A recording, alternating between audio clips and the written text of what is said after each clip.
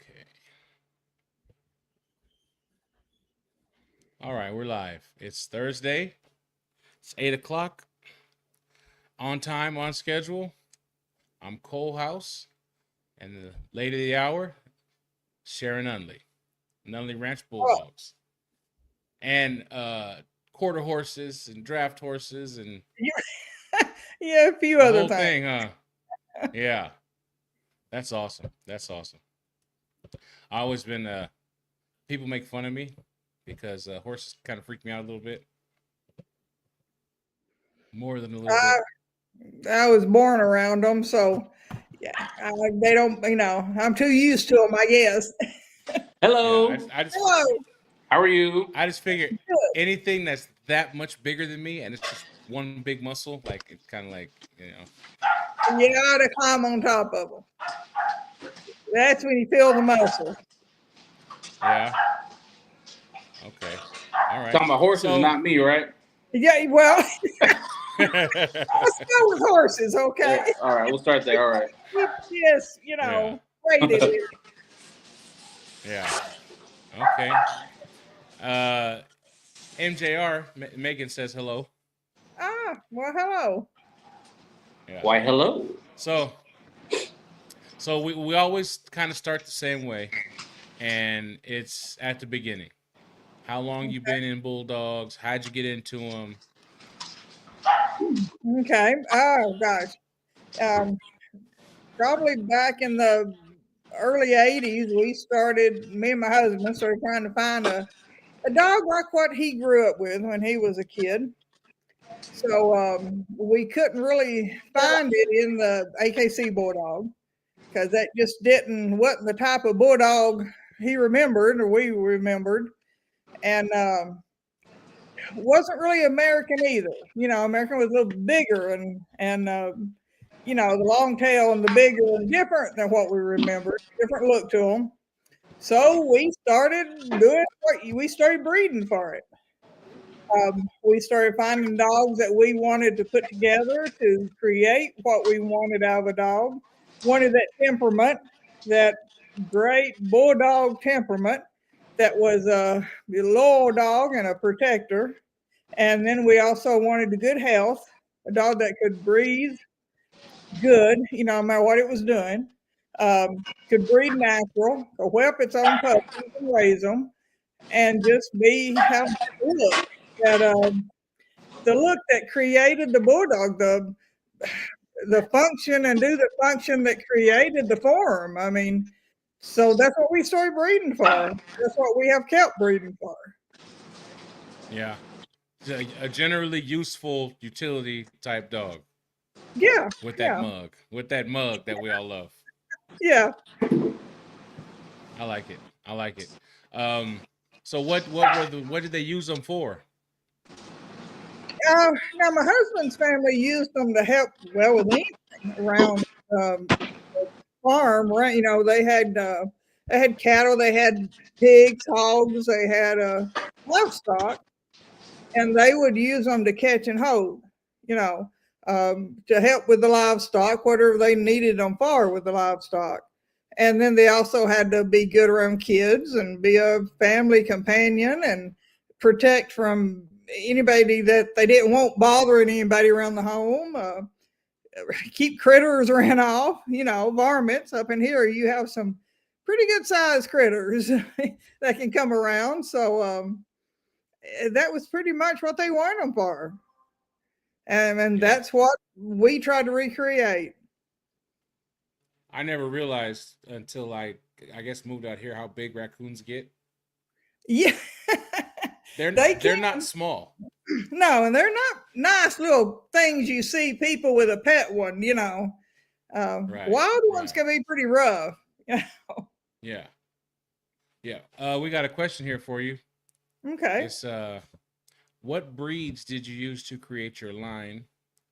And when and why did you bring in Alapahas, assuming that's how you got the Merle? We didn't bring in Alapahav. We brought in pure Catahoula. We went and instead of using the pit bull, we found registered Catahoulas from a working line. We actually saw the parents, saw them on hogs, saw them how stable-minded they were, how good they were with the family, plus that they could get out there and do their job. And so we bought 2 female pups from them, a blue merle and a silver merle, and brought them in. And that's what we started breeding into our line to get the merle. And plus put in some good athletic ability, just to add to the breed. Okay. Is Catahoula all you used, or did you For any other breeds go in? the merle, yeah, that was Right, what we but used for the merle. in general. And to get Catahoula has a good athletic ability, so, and they're very smart, so that's what we use for, I guess, what some people would use a pit bull for in their lines. Oh. And then we had some Mastiff. We use Mastiff, more of a bull Mastiff. We didn't go with pure English Mastiff. And then, of course, the AKC type Bulldog. That was the breeds we used, or the more of what we used, those type breeds. Okay. And you got the merle from the Catahoula. Okay, so Catahoula. Yeah, if you don't know the answer to this, that's cool. I'll have to just search it, but I'm curious because, like, I have dachshunds, right, and I have bulldogs, and we're always told not to breed merle dogs to merle dogs. But in the Catahoulas, is that a thing? Is that only in bulldogs? Now, my husband remembers them breeding Catahoula merles together, because Catahoula is a merle breed, and they never had any problems. But I don't remember ever seeing one that wasn't. That's why I asked. Yeah. But now we have kept with the rule of not breeding merle to merle, because we're not breeding pure Catahoula, and we're not breeding just for that. So we have, when we breed a merle, we don't breed it with another merle. And I actually don't breed my merles to a solid white or over 75% white.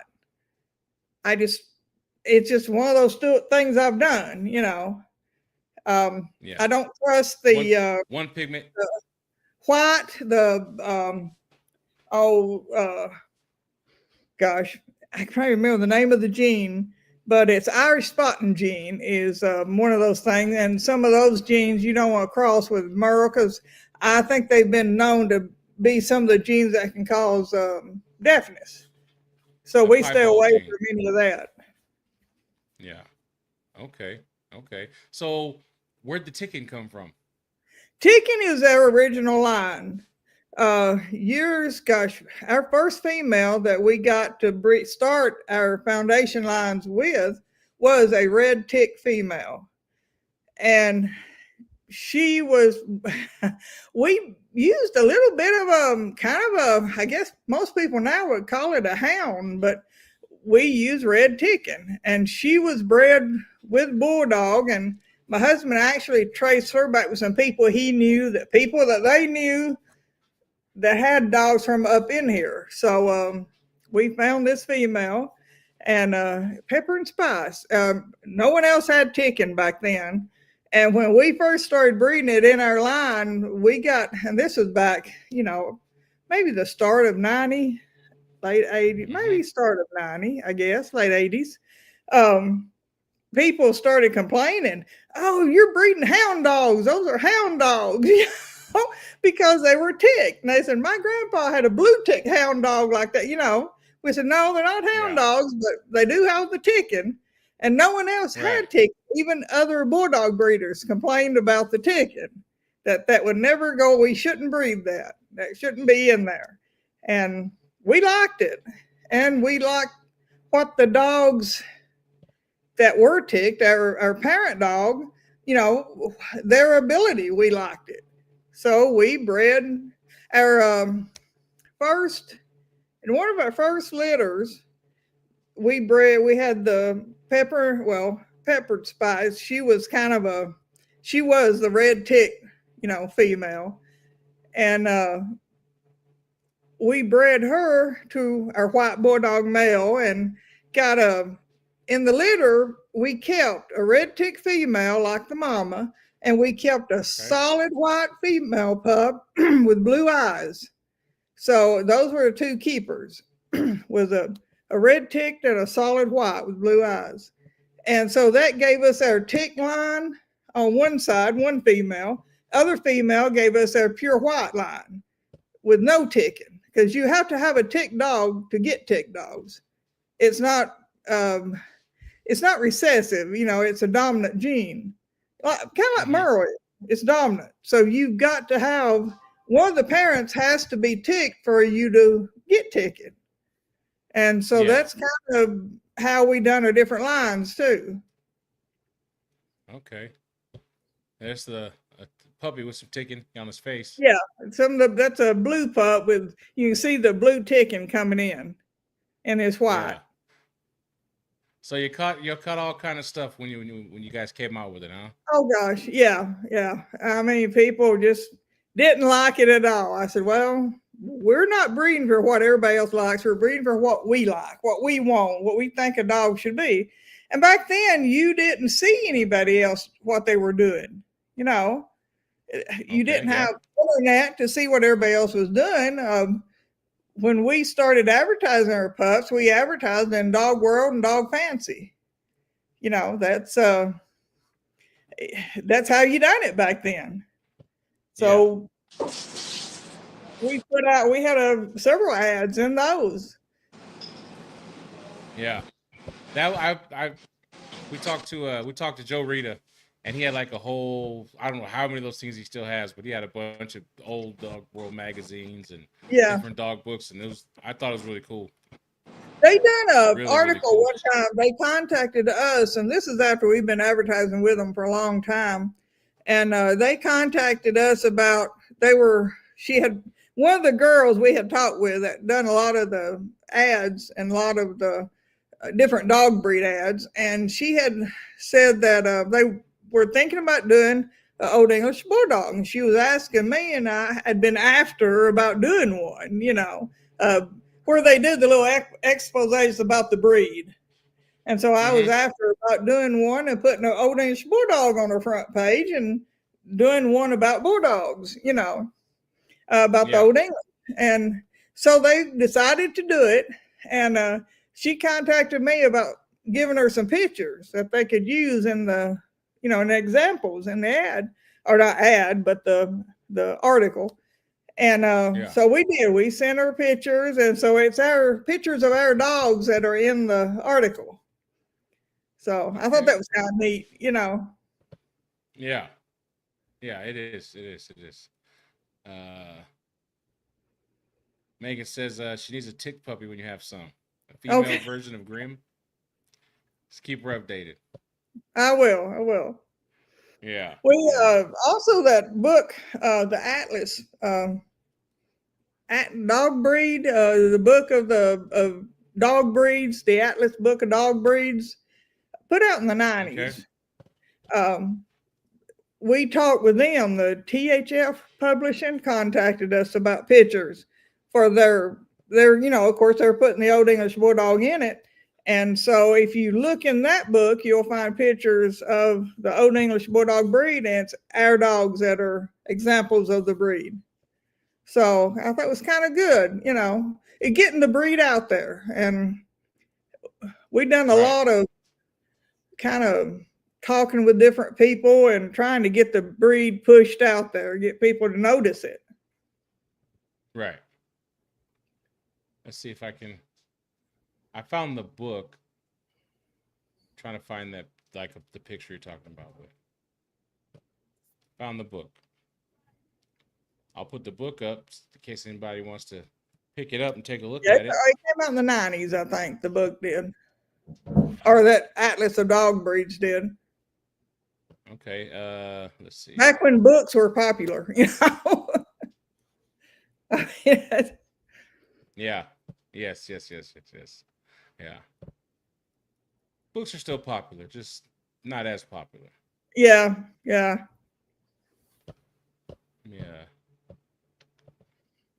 you go. Trying to get a blown up picture. But as far as I guess with breeding and kind of what we're trying to breed for is the temperament, health, the structure. We want to keep the old bulldog. The old bulldog was one of the only breeds, that was created to better the health of a breed.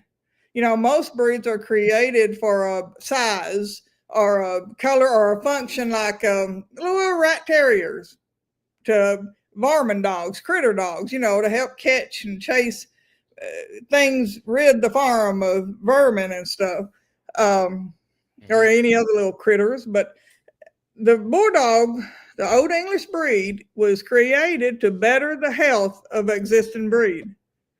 And I think that's pretty neat, that's what it was. Yeah. Why people started breeding it. Get back to that old bulldog health. Yeah. It was made to be the answer. And I think we need to, as stewards of the breed, I think we need to try to do all we can to keep it like that, not fall back into the old habits of what happened to the AKC bulldog. We want to keep them strong, you can have that look and that strong dog and still have a pretty bully dog, a big headed, big muscle, big, thickness, heavy bone. That's why their form is what it is. And that's another reason we like to natural breed. We put our females in a pen with a male and let them work it out. We just put them in there and that's it. They work it out. They natural breed, and if they can't work it out, if he can't figure out how to breed a female, then we don't want to pass on his genes. He better figure it out, and that female better figure out how to stand and position herself and get up there. That's just that's part of the old bulldog. Yeah. So the only time you can have male dogs around puppies and stuff, and they help watch out for them. Right. So have you ever had to have like C-section in emergency or? Emergency, yeah. Oh, yeah. Not very many, but we've had puppies get stuck or something like that, and you have to get them in there and get them out. Doesn't happen often though. If it happens to a female once, she has a puppy get stuck, then that's fine, breed her back. But if she has to have one the next time, then we don't breed her anymore. Just figure we're trying to create dogs that breed natural, they whelp natural, they have their own, able to tend to their babies. Mothers, you don't have to take the babies away from them. The mamas raise them. Just trying to be as true as we can to that old bulldog. And by letting them breed natural, it shows you a lot about the dog, because hot weather and they get out there and breed, they got to be able to breathe good. If they're going to stay up on that female and breed her in hot weather or in any weather, really, you want that male to have a good enough heart, lungs, that he can get up there and do his job and not overexert himself. He can get the job done. Female has to be strong enough in the hip and body that she can stand there and support an 80-pound dog climbing up on her, Right. And that shows their breathing. If they don't have good breathing, they're not going to be able to handle that. They're not going to be able to handle the female or the male. You want good palates, good open airways, good hips, because like I said, a male ain't gonna be able to stand up there if he can't. We don't have good hips to hold him. Right. And the same with the female. Yeah. So that's why we natural breed, and then the females whelp natural and raise them. We're just trying to keep that true to that. That's what the breed is. Trying to recreate that strong bulldog. Absolutely. Gotta look at that. I told you I like puppies. If Yeah, I'll put yeah, dog pictures up too, but I got yeah. yeah, That's a really nice looking That's dog. a good looking doggy right there. yeah. That's little Jack, I think. And then we have well, we have several ticked, but Yeah, I like the ticking. The ticking is unique, and I as do much as too. I people do like, too. as much as people poo poo about the colors on dogs and stuff like that, I like things that I like. I like pretty Yeah, things. yeah, I Yeah, do too. it's And it's funny though. Okay, people complained about the ticking when we started doing it, and we were the only one breeding tick dogs. So if you had a tick dog, it had some of our original dogs somewhere in the pedigree, you know. But awesome. also when started seeing chocolates, people complained about that not being right. There shouldn't be any chocolate liver noses. They should be black noses, shouldn't have any chocolates. Okay, that passed after a while. Next thing you know, other people were having chocolates too. And then and then it went to Yeah, blues. Oh man, people complained about the blues. There shouldn't be any blues out there. That's a dilute. People shouldn't have blue dogs. That's not natural for the bulldog. There's no blue dogs. Well, over time that yeah. passed. And then it went to merles, people complaining about merles. So it just, So that's the way so it what's is. what's it gonna be? What's What's it it going gonna to be be next? next? Oh, that's Graham and Tater there. Yeah, they're pretty dogs. That's different. Yeah, that's something different right there. That's I like Graham. it. That's Yeah. the one Megan was talking about liking Graham, one that color, that marking and size. Okay. Yeah. Yeah. He's really. That's something. That's nice. And then So Tater is, you go what? told me some farm stories about the dogs. Can you share a couple with us? Okay, I like hearing that kind of stuff about holding hogs for you guys and all oh, that stuff. And yeah, well, there was which I guess the one is the most dramatic, or the one that, the, my husband, when he was a kid, it had to be in the what 50s, early 60s, 50s. Um, anyway, the families up in here back then, you didn't have fences for your livestock. Everything kind of grazed or ran around. We're in a cove, mountain, all three sides. We're back up in the corner of that. You didn't come up in here unless you knew somebody or had a reason to come up in here, you know.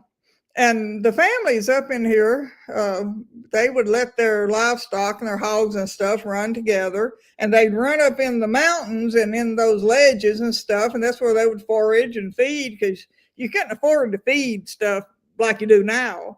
They had to find their own food. And then when the sows would have little pigs, they would go up and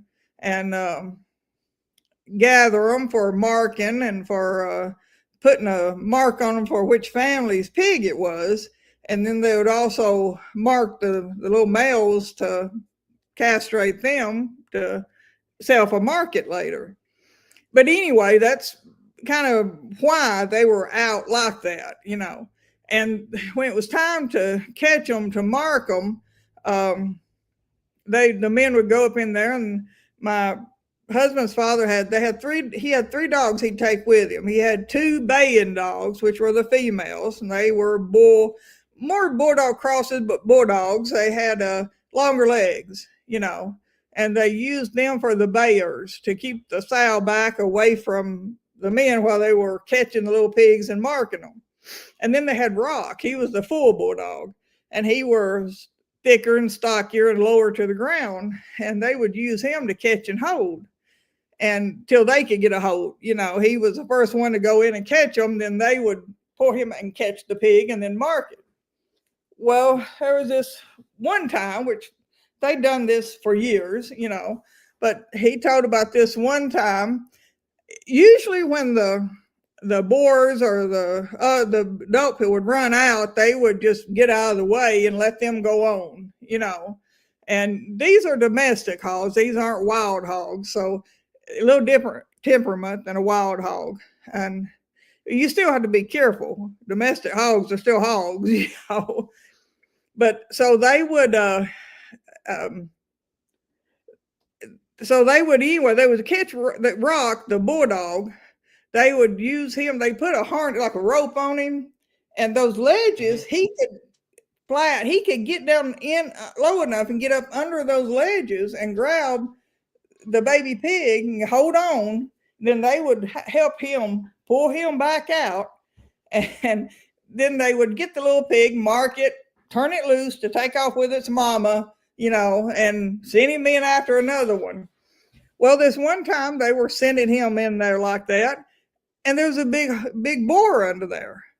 So he flushed out a big full-grown boar, and it was madder than heck, you know. And so the men was going to scurry up the trees and behind rocks and just get out of the way and let the hog go on. Well, my husband's father fell. He tripped over a rock or his own feet, something. He fell, and that boar came down on him and was going to get him. I mean, if you've ever been around hogs, you know, they're not anything you want to be on the ground when they're around. And he was going to get him, and Rock jumped in there and fought the hog off and let my husband's father get up and get out of the way. But in the meantime of him fighting the hog off, the hog, they have tusks. They still have their tusks, so they're out in the wild, you know, like that. And he ripped him. Pretty long gash. He said it looked like it opened him up, his whole underneath, you know, just ripped him good. And so they had their burlap sacks and different things they'd carried their supplies in, and they just wrapped Rock up and carried him back home, got him home. You didn't go to the vet back then. They sewed him, cleaned him up real good and sewed him up. And of course he laid on, you know, like I said, by the hearth for the rest till he healed for months. You know, it took him a while to heal from that. And then he was back out helping with stuff again. But it saved my husband's father's life. I mean, there's no doubt if he hadn't have jumped in on that hog himself, then the hog would have got my husband's father. It just shows he wasn't trained to do that. It's just instinct. He knew to protect. He knew what his job was with catching the little pigs and helping with that, and he was easy with them. He didn't hurt them. But when that boar came in there and he was a threat, then the dog jumped in and done what he was supposed to do. He protected. And that's the breed. Right. That's what the breed should be. And that's the temperament you want to keep in them. You know, that sweet nature, but yet they can protect if need be. So that's one of the little stories, you know. Yeah. Oh. Hang on one second. Hang on. There it goes.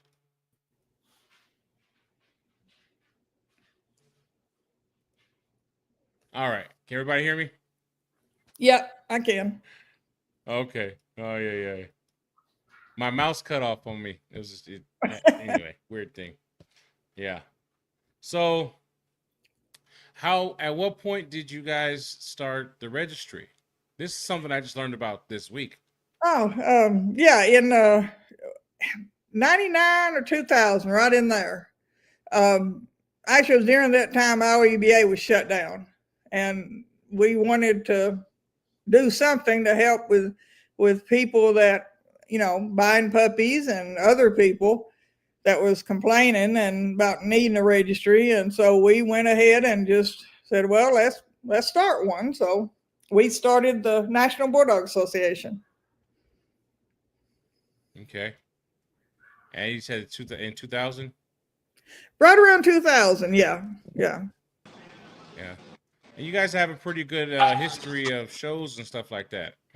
Yeah, we did for a while. Haven't had one in a few years now, but we had quite a few shows there for a while. What boy is this right here?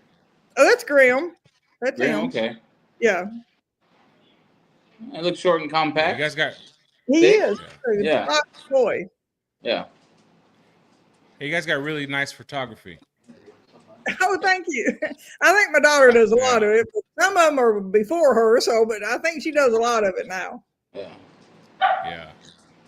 Yeah, you can tell the difference. You tell the difference big time when someone actually does it intentionally and not Yeah. just snaps the picture because the dog's doing something cool on the cell phone. Yeah, Yeah. we got a few of those pictures too, but Right. I mean, you got to use what you have on you. yeah. Let me pull this website up here. Take a look at it. Let me share the screen.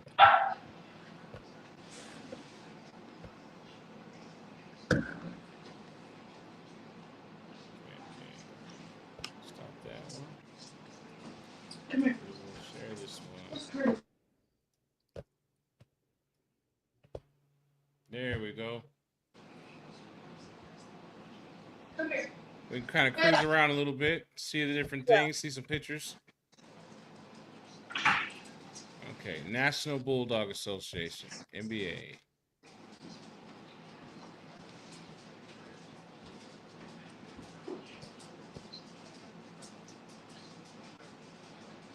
Oh, where's your let's see the standard. Where's it at? OEB standard. Let's read that.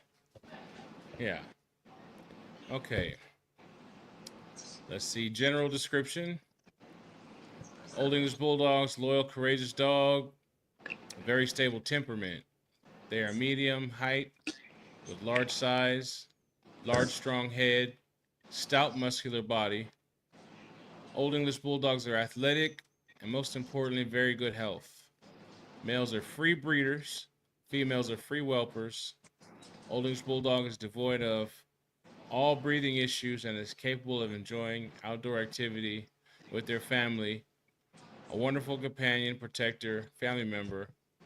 Very trainable, thrive on pleasing their owners, and do well inside or out. Lifespan averages 10 to 14 years. There's a lot of verbiage in there that's familiar. A lot of it, like there's some stuff in there that I haven't read on other ones, but there's a lot of similarity, which I guess there should be. Well, yeah, like I told people when they contacted me, I said I think that would be great for them to use parts of it because I think the standard would be better if we all had it closer to the same standard. That would make the dogs more uniform, if you're breeding for the same standard. Yeah. But we put our standard out in 2000. That's when I, done it. And we haven't changed it in all those years. It's still the same as it was. Okay. We got a comment here says Sharon started up rally obedience with the NBA as well, which you don't see in other oldie registries. What's rally obedience? It's where you have them. Okay, how to say it's like a obedience, but they've got to listen to you. You've got to do have you ever seen a rally event? AKC rally type events? I've seen like the obstacle courses. I'm sure I have. I just don't know what the name of it is. You're actually holding them, leading them. They've got to be able to listen to you, to do obedience. They've got to, if like you have different cones set up and they have to be able to go around them a certain way. They have to walk to a certain side, like they have to, it's like rally, but with the obedience part of it. You're not sending them on a agility course where you let loose of them. They stay with you and do it. It's pretty fun, and it gives people something. Say they don't want to get in a show ring with their dog, or even after a dog has championed out, it gives them something to do too. And if you don't want to get in a show ring with a dog, then you can do obedience. And kids could work with their dog and do obedience. So if they can teach their dog to that obedience, then that gives them something to work with their dog, and then they can come to a show and do it with their dog and earn points and championships with their dog. So I think just one more thing that's family oriented that can get kids involved with their dog and with training them, and they can do together. You know, it's kind of a family thing too. Yeah. So I think it's interesting something to have, you know, in shows or with shows. Just, I think if people started doing it and working with it, they would enjoy it. Okay. Okay. Oh yeah. We're that's one of our things. We're about trying to expose people to new things they could do with their dog, you know. Yeah, yeah. Yeah. But Yeah. not everybody I wants to like do a it. show ring, you know. Show ring is fun, but not everybody wants to get in a ring with one or feels like they're able to. So even if you're not able to get in a ring with your dog, you can do a rally obedience with them. Yeah. Let me see if I can get this to play.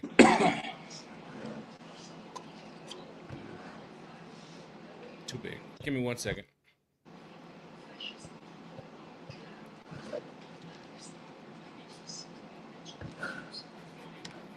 Stop that. Let's see how it comes up. I found a video. And you can tell me how close this is to what you're talking about. Okay, okay.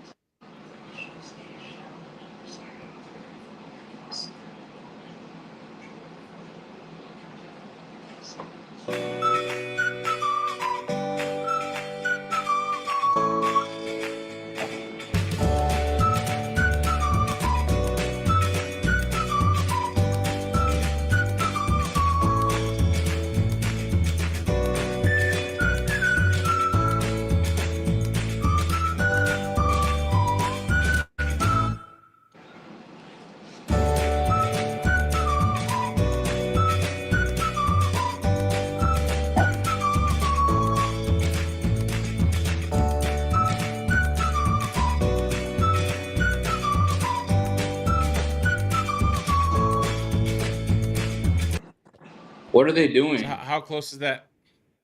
That's, There was yeah, instructions. I don't know if they were the called instructions out on the or signs and what they do. They have to, when they get up to that sign with that instruction, then they have to do what that sign says. Like whether they go around, you know, the sign of whether the dog comes up and sets 3 times. It comes up, it sets down. They back up, it back goes up, it sets down again. There's different instructions.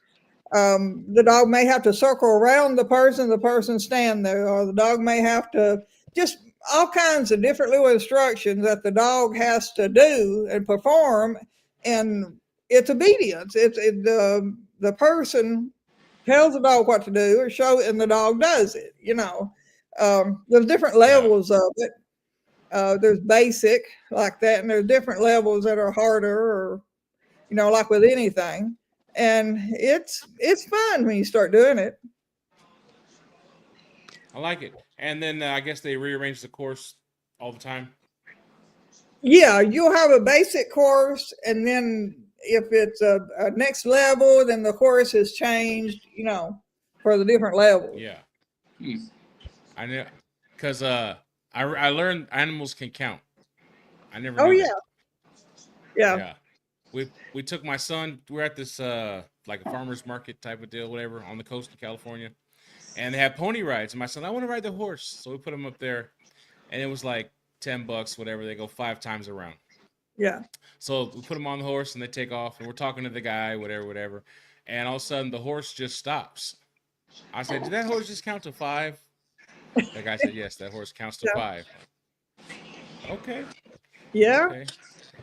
Yeah. he So knows how many laps he's supposed to do. No, they do. That's crazy. yeah. Yeah, that's People why they don't got to give switch the course up. people don't give animals enough credit.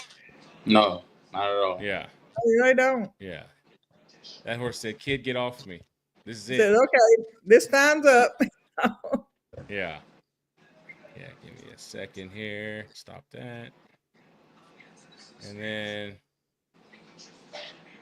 okay. So, I mean, You guys have actually a little more, I don't want to say intricate, but a little more detailed breed standard than some of the other registries that I've seen, which is cool.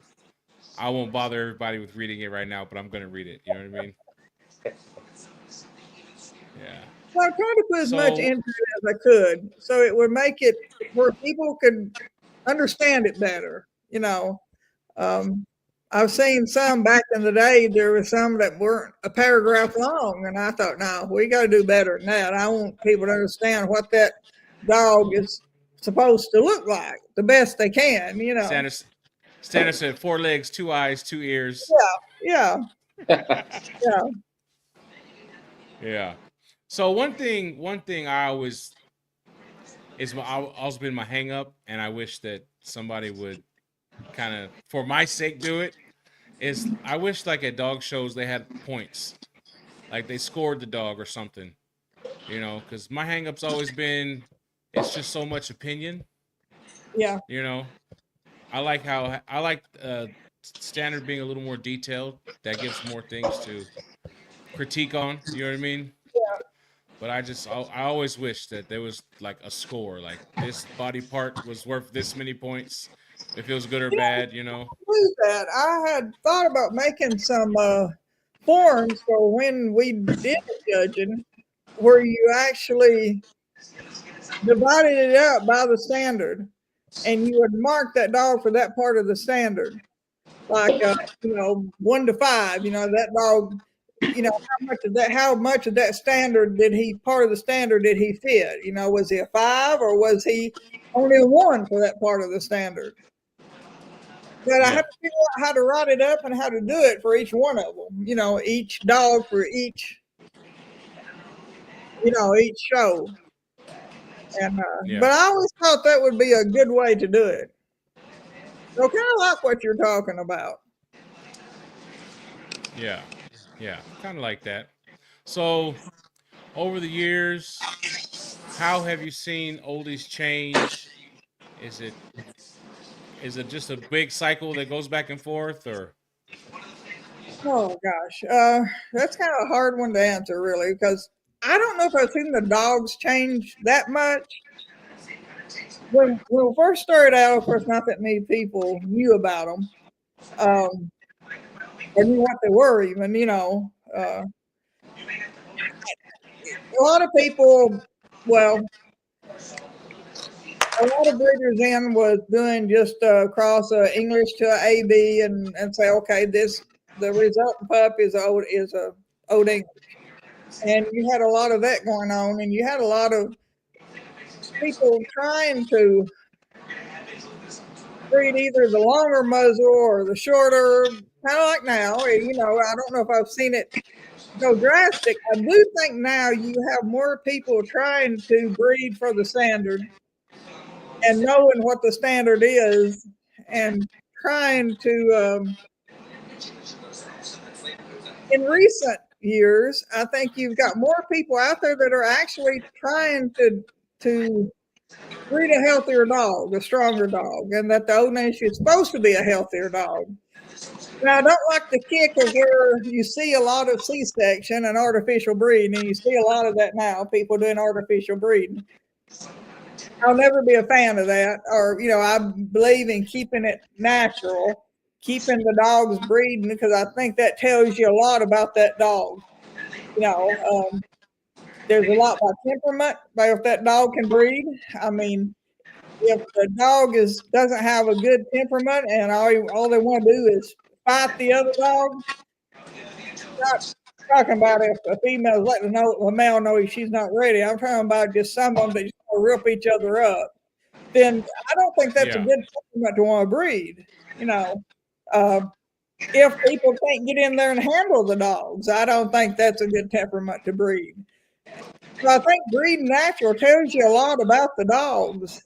And so of course, I'm a firm believer. It tells you, it helps you with health of the dog, because I think it helps you to see how well they do if they can handle, breeding too.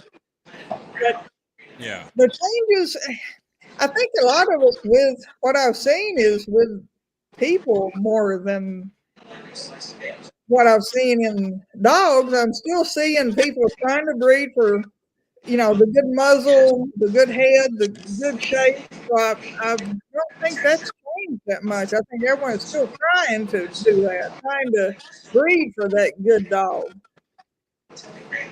Yeah. I guess I'm not a good one to ask Okay. about what has changed over the years because I still see a lot of the same, things.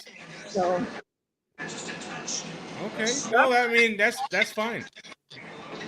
That's fine. We do AIs and C sections. I feel like I should say that for as much agreeing as I'm doing, you know what I mean? But that's mainly because the breedings that we have done, yeah, like the studs weren't local. You know what I mean? They're shipped yeah, in, stuff like that. So yeah. So but I do understand what you're saying. And I agree that, being able to free tie and free whelp does show a lot, yeah. you know. Well, I just don't want to fall Yeah. back into that's what happened with the AKC Bulldog. They started going with let's see section because we may not be able to get to a vet if an emergency came up, or let's just AI because it's easier on the dogs. And then they started thinking, well, the dog's worth more money and we don't want to take a chance on hurting them or something, And I know that. I understand that those things are reasons sometimes, but I don't think it should be what you primarily do. I still think the old bulldog should be a natural breeder and a natural whelper and bred to be more natural. Um, I think we can fall down that same slippery slope as the AKC did with their bulldogs if we start getting too much artificial in there. I don't want to backslide, I guess is what I'm saying.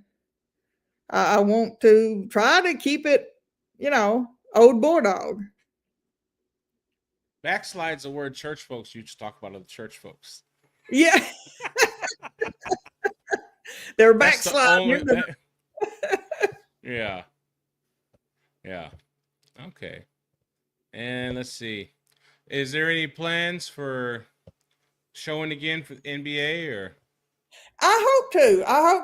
If we get enough people interested that want to host a show, help. They want to get a place to have one because we do them up here in Tennessee some, but then a lot of people couldn't make it to Tennessee, so we've done them other places. But if we can get people interested in them again, then we'll be happy to do them. You just got to have the dogs show up, the people that honestly want to do it. You have a lot of people a lot of times that talk and say they want to, but when the day comes to be there, something else came up. That's and it just gets. So I will say, if the people want to, if the interest is there, we'll do one. Okay. So they would just have to reach out to you then. Yeah, they just have to be ready to come to one or to host one or to however. I'll work with people. I like it. I like it. I like it a lot. I see let's see, you have classifieds on your website. A lot of things that, let's see, is it up to date or? Not up to date right now. We're working on Crystal. My daughter's working on putting up a new NBA website, and Okay. then we're gonna have it where it'll be better for phones and stuff like that too. Okay. A website's an undertaking. People Yeah, don't realize. it is. It is. Yeah. Yeah. It's yeah, it's not hard, but it's just something you got to do.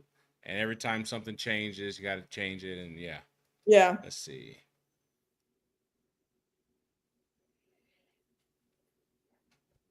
Jessica says she's free whelped all her puppies. Good. Yeah. I'm gonna grow the nerve to start doing it. Watch. It's You just gonna take me a minute to work up to it. females will be able to. They'll show you. They'll work with you. You just Yeah. have to get in there with them. It's You get funny. your I ain't bigger gonna dog, worry bro. about the. Yeah, we have some females that they want us in there with them. They want us to, be right there. And I have others that just like you just go on and let me do my business here. Actually, if I come in and check on them, they're like, yeah, I'm fine. Now go on, get out of my way. I'm busy. Because they'll actually not have a puppy while I'm waiting there watching. As soon as I run into something else to get away from them, they'll pop one out. So I've got some females I got to leave alone and just let them do it. And I've got others that, yeah, it's okay for you to be in here with us. You can sit here and help, So it's just, you just got to love your female. Yeah. Yeah. It's a trip how they're all different. And it's also a trip how we know their instincts. We know their natural instincts for the dogs, whatever. But to see, the first time I seen a first-time mother whelp, and she knew to eat the sack and all that other stuff, I was just blown away. Like, yeah, because obviously nobody told her mama either, but I'm like, no one told you to do that. You know what I mean? Yeah. And yeah, that nature part that's good, isn't it? That's what's so fun about it. Nice about it. Yeah. Yeah. Let's see. I want to find some more pictures over here real quick. Talk about a couple more dogs. And then if anybody has any questions for Miss Nunley, for Sharon, go ahead and put them in the comments. Hey, I got Nunley Ranch in my pedigree, bro. What are you talking about? Yeah. What are you talking about? Yeah, he said you had Miss America and Ghost Rider and all them in yours. That's cool. Yeah. I feel like so Miss America somewhere on our website or somewhere. Yeah. I would think we would. But yeah. Oh yeah. You said that the tick boy's name's Grim? Yeah, the black tick is. And then we also have Bulldozer and a few others. Dozer. We have quite a few ticked. Yeah, he pictures really well. I don't know how many pictures you got to take to get the good ones, but when you get a good one, he shows up really nice in it. Yeah, he's I don't have to take a lot of him to get a good one because he just seems to, like you say, he just shows up. We had a dog, Whiskey Jack, that I swear I could take 100 pictures of that dog and couldn't get him to show up as nice as he was. He just could not get a good picture, and some of them, I had a little female that no matter how she stood, you could get a good picture of her. It's like she posed for you, so some of them you get good ones easy, and other ones you can take pictures all day and not get a good one. How much does this boy weigh right here, Grim? How much is he? Grim's about 85 pounds, about probably 16 inches. He's short. Okay. Yeah. He's wide as he is tall, I guess you'd say. Yeah. Good looking boy. I like him. And he's got his little buddy right here in the picture. Yeah, Grim was one of the males we let out that runs around and plays with the puppies when we have them outside. Yeah. I got a question here for you. Let's see. Let me ask. I'll ask the question, bro. Don't worry about it. I got it. He disappeared. Okay. Go ahead, bro. Says, where'd he go?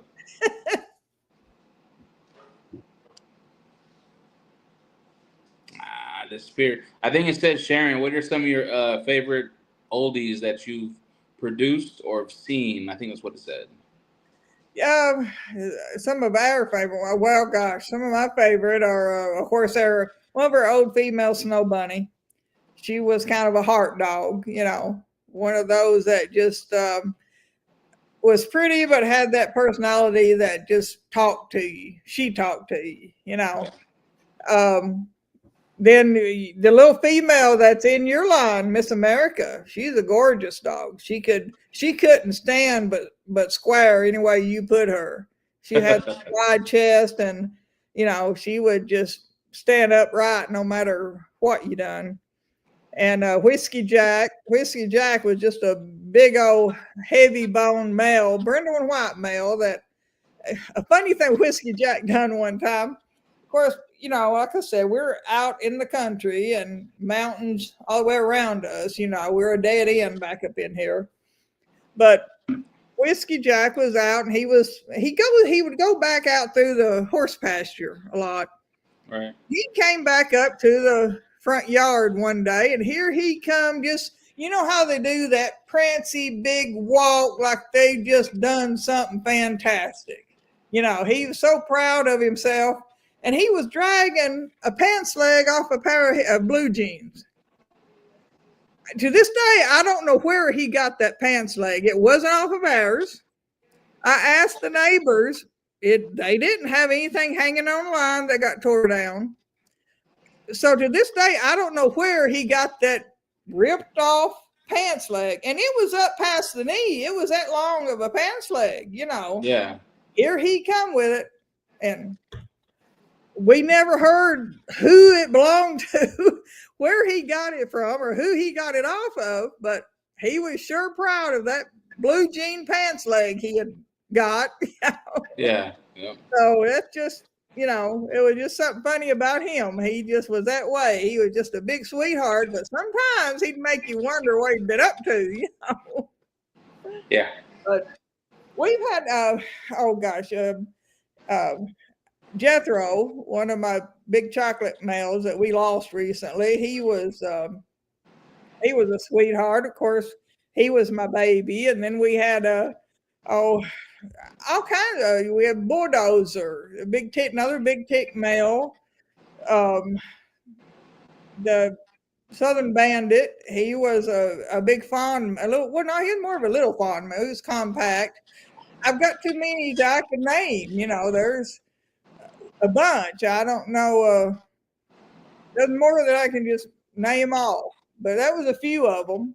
And I know I'm missing some of my favorites too, but that's, there was a little Tater. Of course, we got Grim.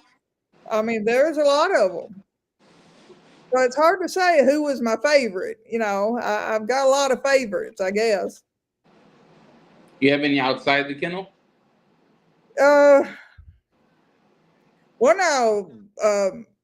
Brandy Anderson had a male that came from us I really liked. That was Cool Hand Luke, and there were pictures of him where she showed him.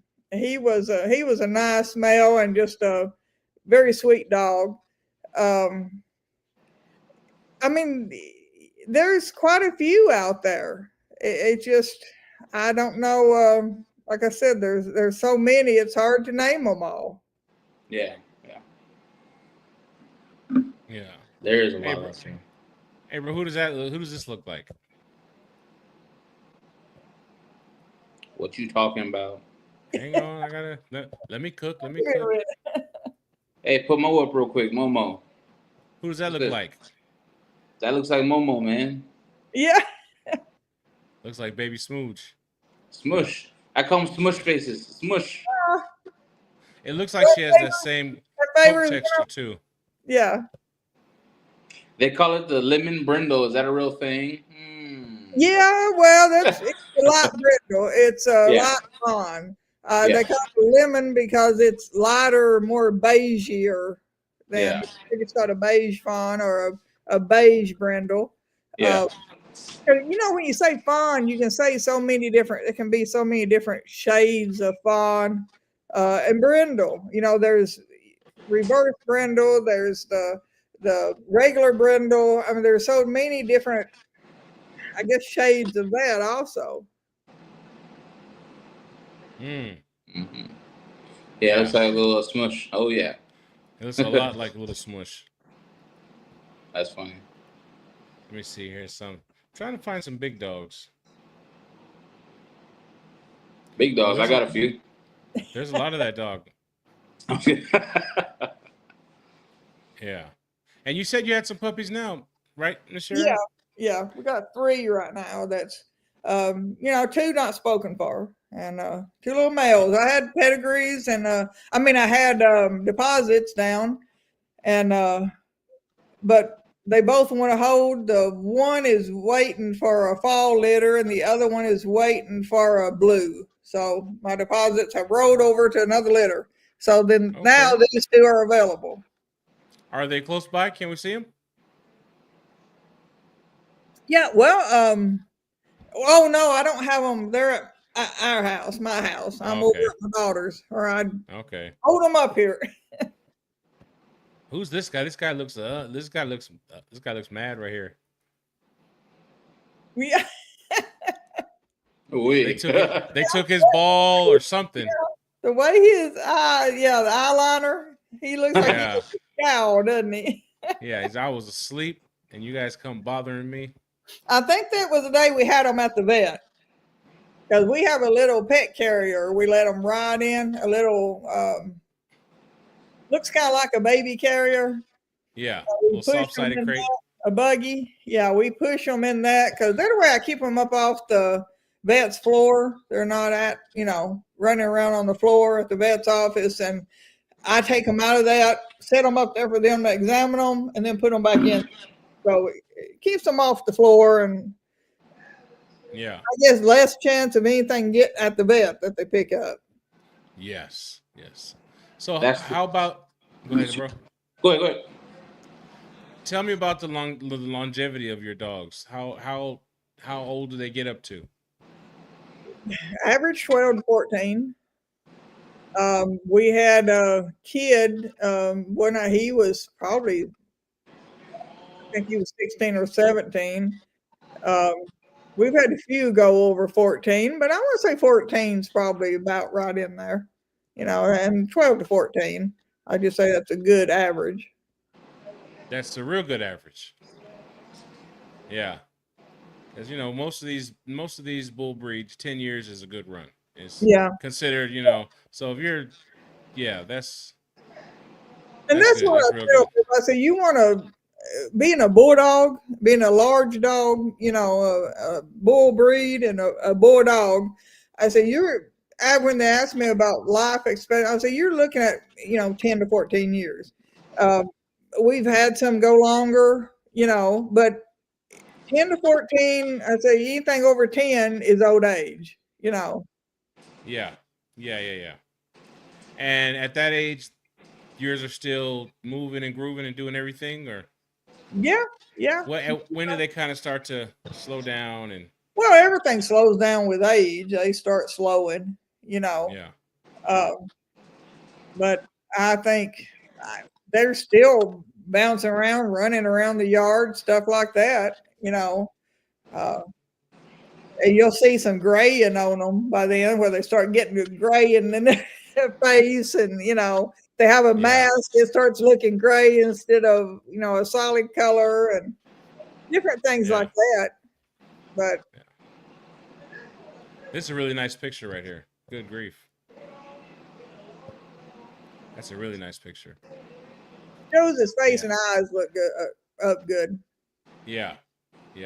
Clear and clean. Absolutely. So, do your dogs you cut the tails because you cut the tails, or do they come out on your lines? Well, Are we they dock tails, whether they're long, straight, pink, whatever. We dock them. okay? I've had a few pump handles I've thought about keeping, but we just wind up docking them, all of them. Yeah. We've just always docked, so we keep docking them. But I've thought a few times about leaving a few of the pump handles, have pump handles on them, just see how I like it, Yeah. And what about dew claws? We leave them. They You use them. do. I'm a firm believer in leaving them. I've seen our dogs when they're cutting and turning and out here doing sharp moves, those claws dig into the ground and they help stabilize that leg. You don't see the torsion in the leg by leaving that dew claw, because that dew claw connects to a muscle. It runs up through. There's a muscle it connects to. And if you cut that, then you take that muscle away right there. It's not able to use it. And you'll see more torn ACL. You'll see more things messed up in that front leg if you take the dew claws. We leave them. Okay. People say, well, they can get hung on the couch. They can get hung. They scratch you. Well, I don't worry. I haven't had to worry about that. And we've had them our whole life with dew claws. Trim them if you want to, but just keep the dew claw there because they will use it. Yeah, Jose. Yeah, you said the same thing. Yes. Yeah. I just cause like I always and it's just a aesthetic thing for me. Whatever that I just think that looks cleaner, but people think okay, yeah, it can look clean but I'm not breeding an old dog. Just if I want to look clean, I breed it no wrinkles or nothing else, and it'd be nice and smooth and look like some other breed. The dew claws serve a purpose. They use those dew claws, and it will cut down on any other issues. The same people that you lose dew claws then start wondering why they're having trouble in those front legs and with joints and everything else. Yeah. Okay. So, and with if your dogs are living 12 to 14 years, the joints and everything are pretty sound, pretty good. Yeah, we haven't had any troubles with it. I'm sure if you x-rayed a 10, 12-year-old dog, you're going to see age, but we haven't had any trouble with them limping or not jumping around or not trying to run through the yard or through the field or anything else. I still have trouble when we put our shade tarps up. I had to raise the shade tarps higher because the dogs, and this is all ages, they climb on top of them, lay on them like a hammock. And we'd have them up 6 foot. I thought that was plenty high enough, And next thing you know, you come out there and there's bulldog laying on top of her like a hammock, just where they climbed up and got over on it. I said, okay, we're going to go higher. Yeah. Because I don't have a whole idea. We're putting these up here for shade to help you. Yeah. We didn't put it there for you to lay back like a hammock in. So, right. Yeah. Or at least that's not what they thought. Yeah. Okay. Let's see here. I'm going to find another dog or two. Go ahead. At what age did you stop breeding a female? I'm curious. It depends on the female.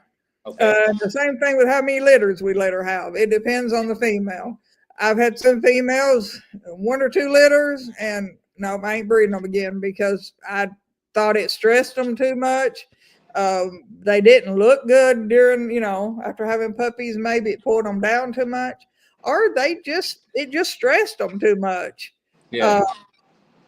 But I've had them breed up until they've had 5 or 6 litters. I know some people just, oh my God, but no, they stay fat and sassy and healthy and seem to be healthier when they've got a litter than when they don't. They do well with them. So, and age the same way. It depends on the female. Every female is different, and we go by how that female handles a litter and how she handles breeding, whether we want to breed her again or not. Right. Go ahead. You What can tell now we've got a female right now, Phoenix, that we just took pictures of her. Yes, one day this week. And she's got 5-week-old puppies on her, and you see how she looks.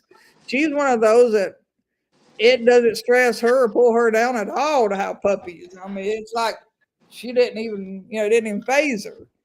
So I think she'll be a one. This is her first litter, but I think she'll be one that would be good candidate for, a couple more litters or a few more litters. Just depends on how she does. Right. Oh, I say go by your female. Yeah. Don't go by what it says in a book. Go by your female, how she reacts, how she's how she does, her physical, how she physically handles having puppies, how she mentally handles having puppies, and go by that.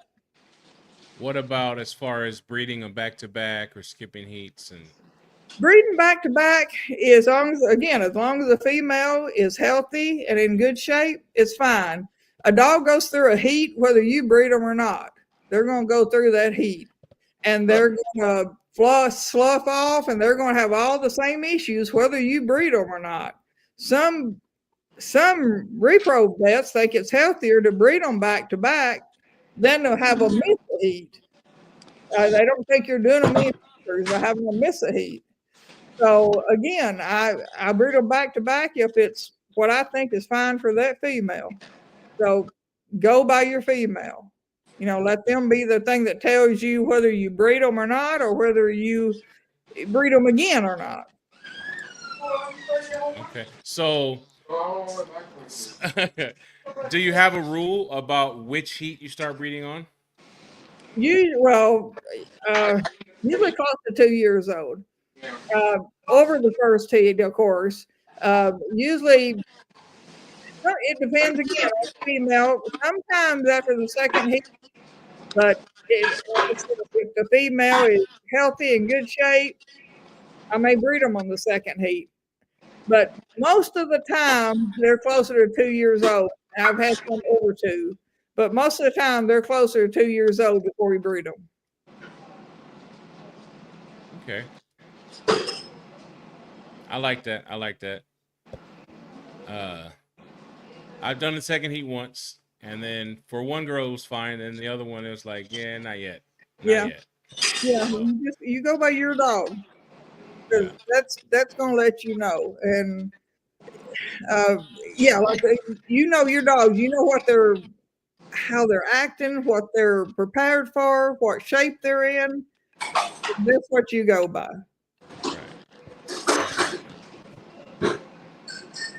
Well, that's who's this boy?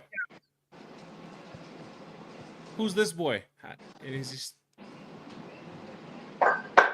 I can't tell if that's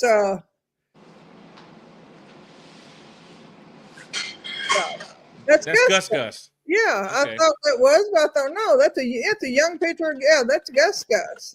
Yeah, that's Gus. Yeah, that's what I was gonna say. Yeah, sure. Yeah. I will say I like the muzzle length you have on your dogs. We try to keep at least between 2 and 3 inches. I mean, not inches, but 2 and 3 fingers breadth, which is for me. I'd lay it's 1 1/4 inch to up to 3 inches. So, right. Yeah. I use the finger. Yeah, I do that. I'll say, okay, that's about right. But that I do it too. Right. Yeah. Like I said, I like this. It looks like it's nice and a thick muzzle, so it doesn't look snipey or anything like that. You want a wide muzzle. I like the muzzle to be the front and come out the side to be square. I don't want it to be pointed or wedged. I want the muzzle to come across and go down square and wind up with the jaw. With a good wide muzzle and jaw. Amen. Let's see here. All right, let's see. I'm having fun going through these pictures. You have a lot of good pictures. Nice ones. With all the years of we have probably got a lot of pictures around. Yeah.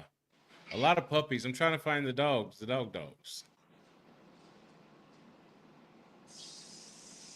Let's see here. Come on.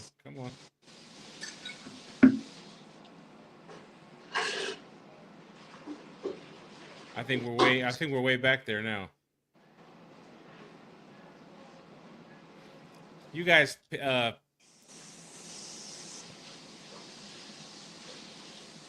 are watching the Nunley Ranch Bulldogs Facebook page, there's a ton of pictures.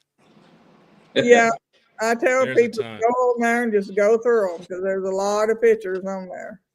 Yeah, I like it. Since '85, huh? Yeah. That's all. That's awesome. Yeah. That's awesome. You've been bulldogging my whole life. Yeah.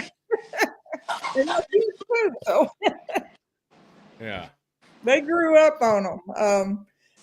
I still think when the kids were little and they'd be in the diapers and laying on a bulldog watching cartoons on Saturday morning. Using the bulldog for pillow in front of them, just laying across them, eating watching cartoons.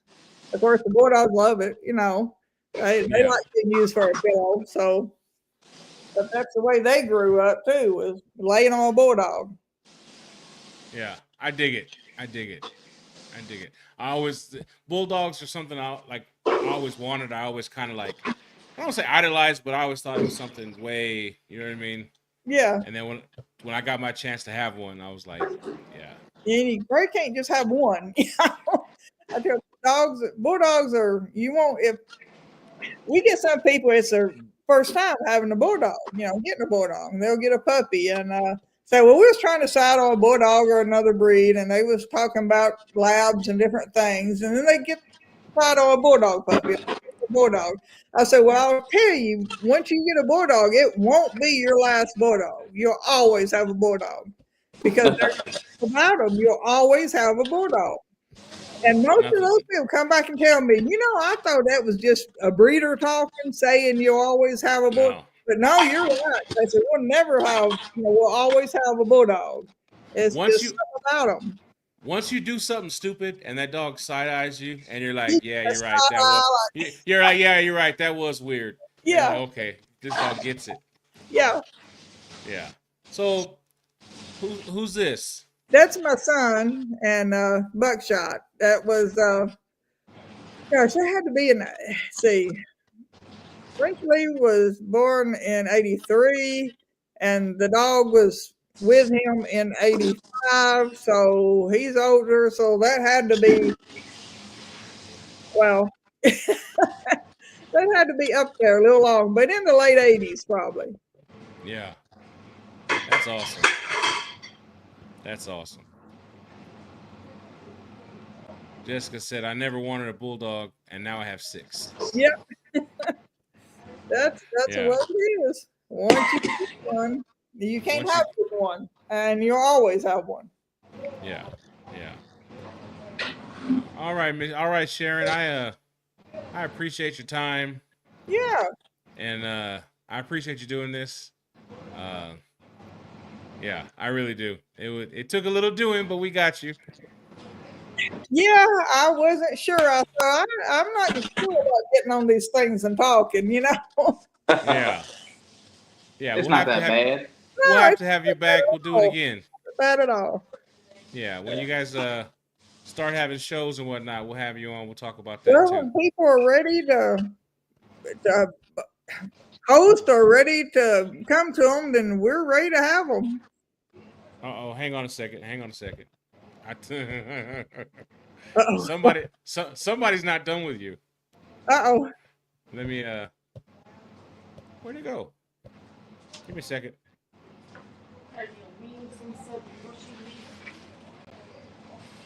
Oh, okay. Let's see. How do I get it up here? Give me a second. I have to. Your daughter sent me more pictures to put up. Uh-oh. And we can't not do that.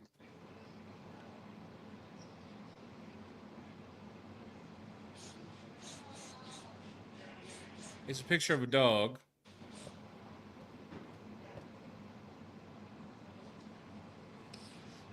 Let's say I was 4 in 85. Is that what it says? Yeah, that was Jessica.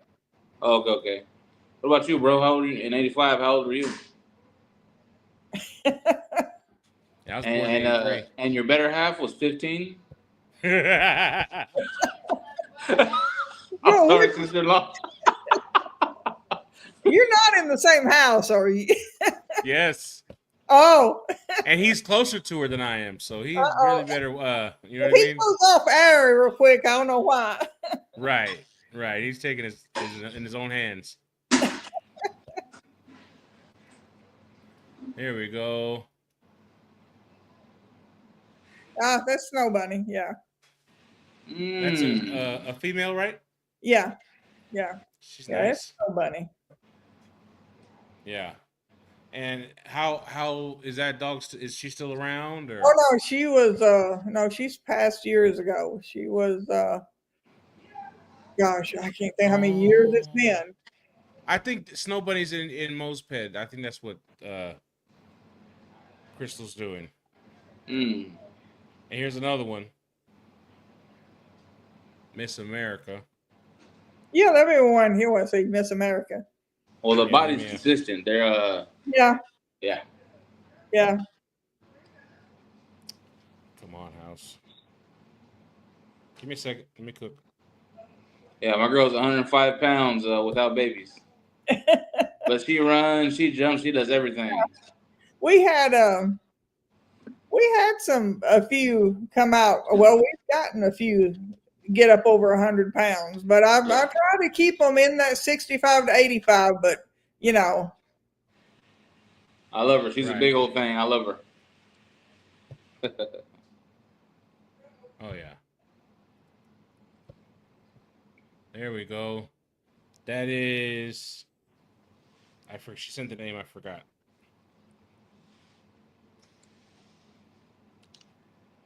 That is. Hang on. Miss America. Miss America.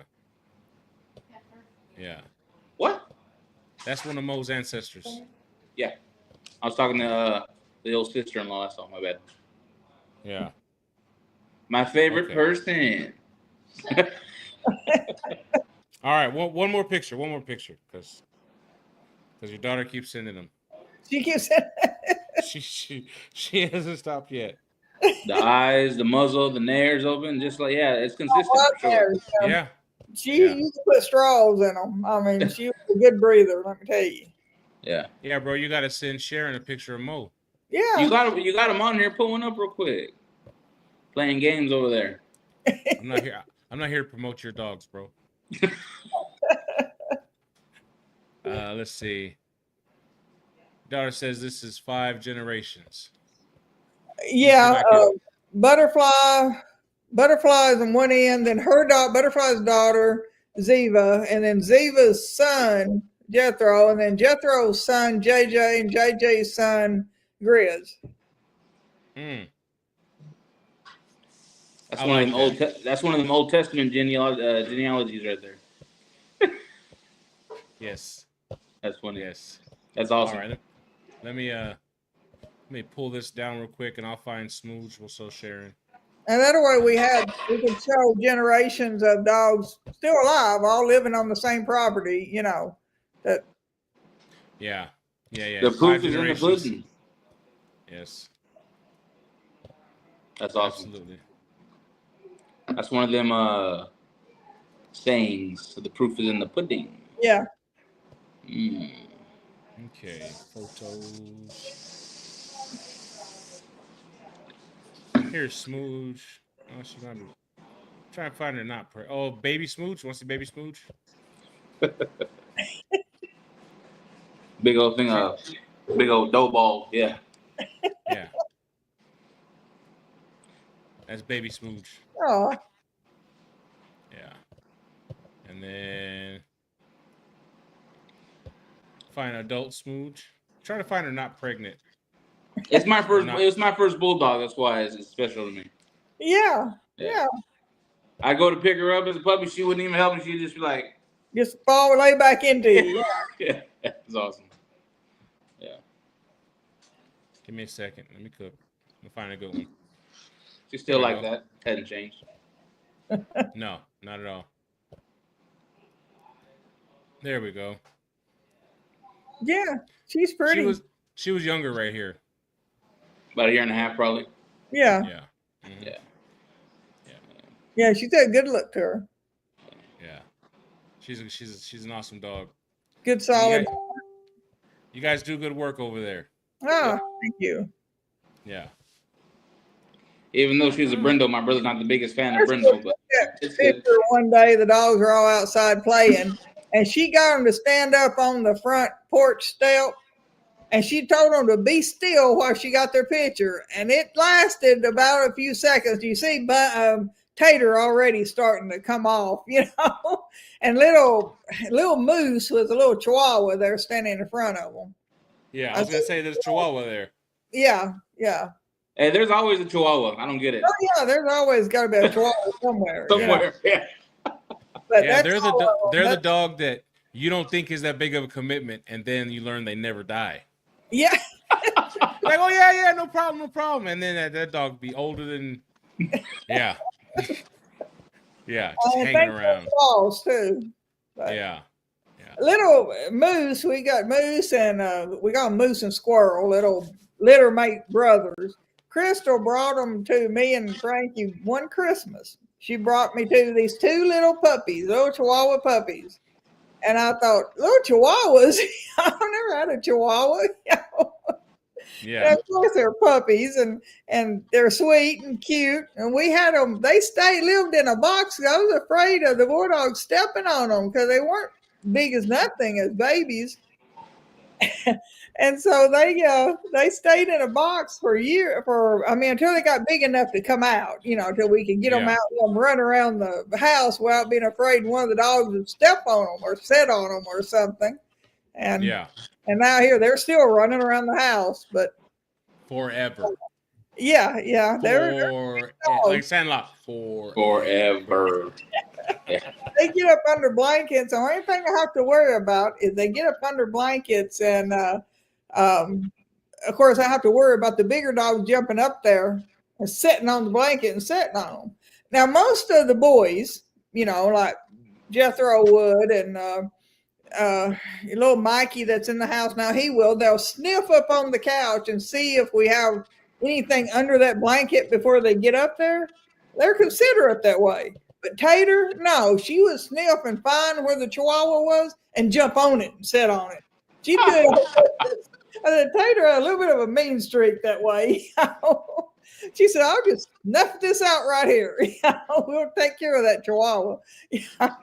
She didn't hurt them intentionally, bite them, but she would sure as heck sit on one if you didn't watch her. She's fierce that way, Okay, so before I know we said we are going to be done already, but this is your daughter's. She's not letting you go. Okay, talk to us about this. Okay, what now? She says baby bully books. Yeah. Crystal started doing them for us. That's what we do. We send that home with every puppy. It has pictures of the mom and dad and the grandparents. You can see all the pictures of the grandparents. And it has the baby pictures, the litter mates. So people will get a picture of their dog and his litter mates. And then on the other pages, they'll have shot record where we put the labels to the vaccines and everything he's had. It'll have wormings, health records, a little bit of history. You see some of the pages there. But we send that home with every puppy. Figure that gives, and we tell them they keep that is their baby book. We have a link in the back of it they can go to. We have a Facebook page for Nunley Ranch Bulldog owners. So anyone that's got a puppy from us can go on there and talk to people that own litter mates, that own past dogs, that they can show each other their dog. They can maybe find a dog that's, they talk to people that has a dog that's out of one of the same parents their dog's out of, or I said they got a litter mate to them or something like that. And I think it's a good way for people to get together that's got our dogs and can, just enjoy them, enjoy seeing other people and what their dogs are doing. And plus it keeps people sharing pictures, and I get to see more pictures that way the dogs are grown up and what they're doing. Yeah. So, I really like it. I really, really like it because I've bought puppies and got a puppy pack that had stuff in it and, little toys, food, bag of food, whatever. And it feels a certain type of way better than getting here's your paperwork and here's a Ziploc bag with some food that'll last Yeah. you till, and which is not bad, Yeah. but it just I like to it's because it's a decent amount of money that you're asking from somebody, Yeah. and I want to always want that experience that to be fun, give them something cool, something Yeah. for the dog, something for them. And so I dig stuff like this. I Yeah, really that's do. what we're saying with these books. They're the way they got, like I said, they've got their puppies and their puppy litter mates. They get to see them. Uh, of course, we have pictures on our Facebook page, but still, they get to see the mom and dad on there. They get to see the grandparents, the mom and dad's parents. So that gives them something. And then, of course, shot records and stuff like that. And then we put toys in there, like you said, blanket and just other little odds and ends of things for people. But I think Yeah. the baby book is something that people can keep, and they got something to take to their vet and say, here's a shot record, and this is my dog's parentage. Yeah.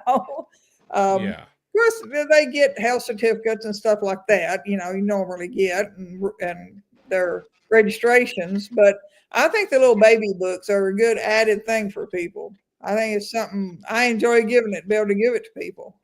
It really is. Like we do like we get folders made with our logo and stuff like that. We sometimes we change it for the litter, and a little saying like on this litter my brother has, on the litter announcement Casey Lessman put on there, nothing truly amazing ever came from something average. And we Yeah. put that on the back of the folder. We do the tote bag, something, Yeah. something that doesn't just feel like money left on a dresser. You know what I mean? Yeah. Right. Right. Yeah. So, and I don't know if that's a good way to put that, but that's Yeah. I know it's what you kind of mean. how I meant it. Yeah. So, yeah. But like I said, I really like this puppy books thing. I might have to steal that from you. There you go. Yeah. Hey, we got ticking right here. There you go. Yeah. All right, Sharon. Like I said, I appreciate you.